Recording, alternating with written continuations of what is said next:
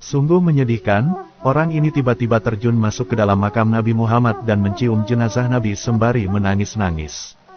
Dikisahkan, Nabi Muhammad SAW berpulang ke Rahmatullah pada hari Senin, tanggal 12 Rabiul Awal tahun ke-11 Hijriah. Yang pasti, jasad mulia Rasulullah SAW dimakamkan 1 hari setelah wafatnya. Prosesi pemakaman berlangsung siang hari pada hari Selasa.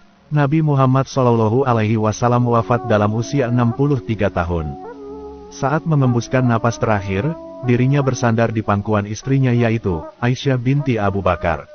Kabar wafatnya Nabi sungguh membuat sahabat Abu Bakar dan semua kaum muslimin terpukul. Bahkan, ketika mendengar kabar tersebut, sahabat Umar bin Khattab seperti tidak ikhlas. Sahabat Umar bahkan sampai berkata, "Siapa yang bilang Rasulullah sudah wafat, akan aku tebas batang lehernya." Namun, akhirnya dengan lapang hati sahabat Umar pun bisa menerima keputusan Allah tersebut.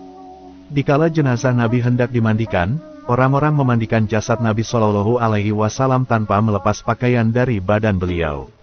Yang melakukan prosesi tersebut adalah sahabat Ali bin Abi Thalib. Air yang dipakai untuk memandikan jenazah Nabi berasal dari sumur Gors yang terletak di Kuba.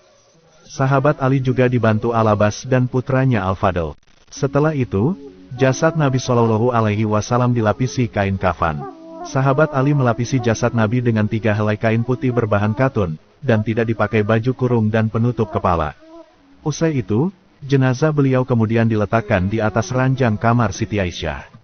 Sebelum jenazah Nabi hendak dikebumikan, sempat terjadi diskusi tentang di manakah jenazah sang pembawa risalah Islam itu akan dimakamkan.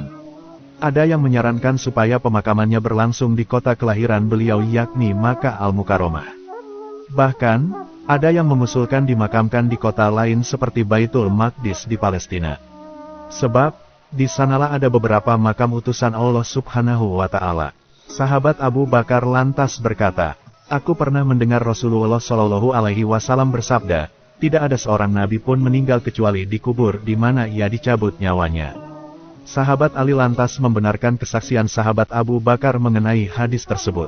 Kemudian, maka semuanya bersepakat jikalau jenazah Rasulullah SAW akan dikubur di tempat beliau mengembuskan napas terakhir. Sebab, itulah yang diisyaratkan dalam hadis, sebagaimana disampaikan sahabat Abu Bakar kepada hadirin. Abu Yalha Zaid bin Sahal Al-Ansori kemudian ditugaskan untuk menggali tanah tepat di bawah ranjang Rasulullah SAW yang terdapat di kamar Siti Aisyah. Dalam prosesi pemakaman Nabi, setidaknya ada 4 orang lelaki yang memasukkan jasad mulia Rasulullah SAW ke dalam tanah. Mereka adalah Ali bin Abi Thalib, Al-Abbas, Al-Fadl, dan Kusam bin Abbas. Tentu semua makhluk Allah Ta'ala yang menyaksikan pemandangan itu teramat berduka. Di mana, manusia agung dan mulia yang sangat dicintai telah meninggalkan dunia yang fana ini. Selain itu, yang turut hadir juga dalam prosesi pemakaman Nabi ialah sahabat Muawiyah bin Abu Sufyan. Bahkan, tubuh sahabat Muawiyah bergetar ketika melihat jenazah Rasulullah SAW mulai dimasukkan ke dalam liang lahat. Betapa ingin dirinya menyampaikan salam perpisahan dan menyentuh wajah beliau untuk terakhir kalinya. Tiba-tiba, sahabat Muawiyah melakukan aksi yang mengharukan. Tanpa diketahui orang-orang di sekitarnya, ia lantas sengaja menjatuhkan cincinnya ke atas jasad Nabi SAW yang sudah berada di dalam kubur. Ketika sahabat Ali dan 3 orang lainnya hendak menimbun kuburan Nabi dengan tanah, sahabat Muawiyah tiba-tiba cepat-cepat mencegah dan berkata, "Wahai sahabat Ali, aku telah menjatuhkan cincinku ke dalam sana.